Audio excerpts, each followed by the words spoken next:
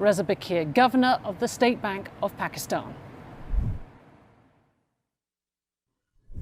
I'd like to share my thoughts about how central banks can help to spur job creation and investment by dividing it in two parts. The first is the usual role that central banks play and that is price stability, financial stability, and we have been taught, and rightly so, that these are necessary conditions for growth.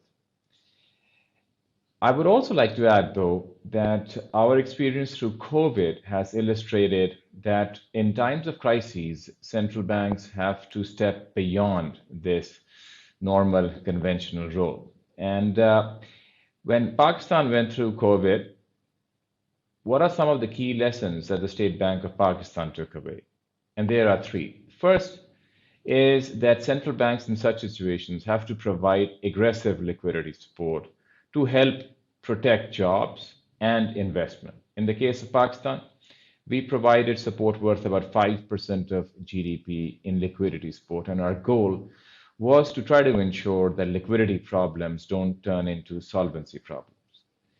It is important to realize one cannot fully and perfectly target it, but it is better to err on the side of giving liquidity rather than not. The second key lesson we took away was that such support needs to be targeted. And in our case, we gave concessionary liquidity support in those cases where the borrowing companies committed to not lay off workers, or they used those proceeds directly for new investment, which we could assess based upon the letter of credit that a borrower had to submit to the banks. And the third and final and very important point is that such support needs to be time-bound. In the case of Pakistan, we have reversed nearly all of the measures that were introduced during COVID.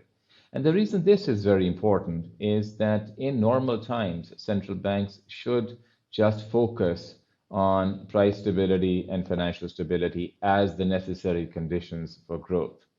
And though the crisis has shown us that it is extremely important to have a wide arsenal of tools available to central banks to provide such support in crises, it is equally important for central banks in normal times to resist the temptation to use this arsenal of tools and to recognize that it is better for the long-term growth and stability of countries, the central bank balance sheets are not compromised, and that they stick to price and financial stability rules.